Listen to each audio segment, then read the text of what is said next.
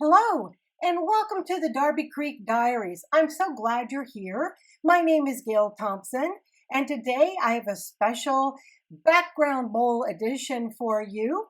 I'm from Ohio, and the Ohio Stamp Junkies put on a mega meet a few weeks back, and I brought some backgrounds and challenged them to volunteer to do something with them. And the only rule is that they couldn't pick the background I gave them. They had to draw it out of a bag, and they had to use at least part of it.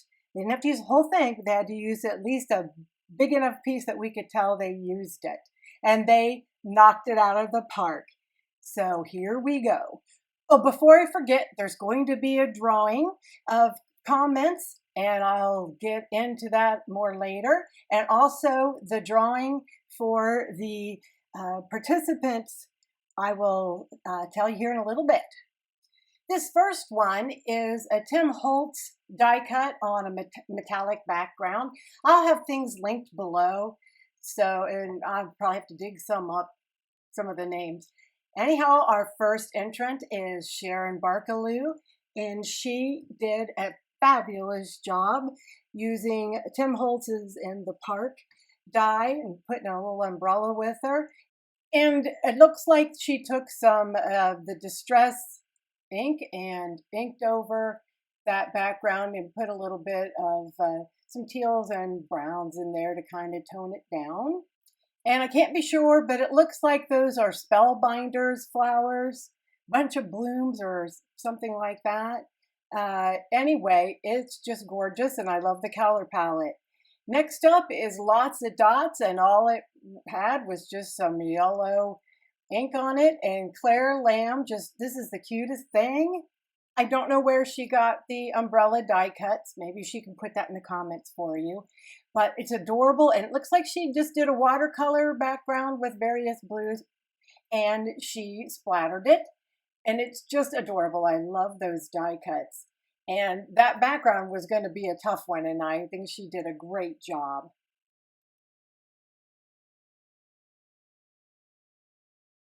This next background is just using those powder watercolors and splashing it on from Tonic. And it, was kind of just a playing around thing. And I thought that would be a pretty difficult background, but I was wrong. Talented people can do great things. Linda Gorman actually did 2 cards. She loves a 2-for-1, so do I. And she just took a die and cut it out and then used the reverse of that and added it to a different card. And it's just cheery, and it could be simple. It looks like it's mounted with one of the Spellbinders, I believe, the fluted rectangles. But I'm guessing there. I apologize if you hear noise in the background. Every time I start this, either the neighbor's motorcycle or their dog or a lawnmower or a truck goes by, and I'm trying to stop when that happens. So please forgive me, but I do want to get this out. Everybody's waiting to see these. Looks like I was just testing out a new distress color and doing some flicking on some watercolor, and I just sat it aside and never even thought about it again until I was digging around looking for backgrounds. And of course, we have another beautiful card. Teri Wilson from Teri's Mailbox put this together. If you look in the background, there was already a faint Hero Arts script stamp in white. She added an envelope, and to get a little more texture, she used a doily and then colored her flowers and added one of those pre-done sentiments, which is really cool because then you don't have to stamp and worry about messing it up. And they're pre-made. I think Pink Fresh Studio does a lot of those. But it's a gorgeous card. I love how springy it looks. Thank you, Teri. We have just a bunch of distress sprays over a Tim Holtz numbers stencil. just playing around, and you never know what you're going to get with one of these. I thought I'd throw it in the pile just to see, and she did a great job. This is Sherry Proulx. I'm so sorry if I messed up your name, Sherry. She also had a 2-for-1 when she just cut it in half, and the star has the one side on the left card and the other on the right. She added some hand stitching, and it looks like she has some, I think those are wooden stars. And I would have never thought to do that with that background, but it looks great. And she added a sentiment on vellum. This next background was me playing around with my Gemini hot foil machine. It is actually a die, a honeybee die. That's like, I think it's a trellis. I'll have it down at the bottom. It's either that or waffle flower, but it's at the bottom. And I just used the die instead of using a foiling plate. And that is black foil on there. And of course, I didn't know what to do with it, but Melody Blake sure did.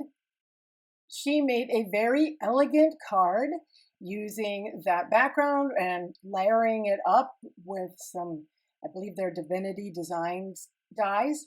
But the ornament she hand stitched, and I recognize that as being a Spellbinder's ornament. And look at all that intricate stitching. It's just gorgeous. And I mean, who would have thought? That makes a perfect background. You want something quiet so you can have a vibrant, piece in front, and the ornament certainly did that trick. This is a Hero Arts background stamp. I don't know if it's called concentric circles, but it was one of those that I got it and then I stamped it, and I'm like, what am I going to do with that? Because that's so dizzying. So you need to kind of calm it down. And why did I even buy it? Came across my mind as well. Well, you just find a talented crafter, and Mary Reiner is that person. And she toned it down by, splattering it and putting the cutest little spider there. I would have certainly never thought of making a Halloween card out of that. But that's why everybody has different styles, and that's what keeps our creative juices going. It looks like that's Lawn Fawn's Trick or Treat, and I think that one may be discontinued, but they have another one, and that is also the little spider. And she layered it up on some calm colors, and that just added to the pop, and it's a great job. Next background is a Tim Holtz. It's an embossing folder called Brickwork, and it's 3D, so it's really detailed.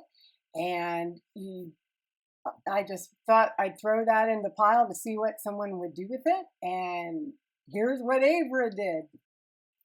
It's a great idea to cut that in half and turn it into a wall instead of, and someplace for the little kitty to sit instead of just using the whole thing.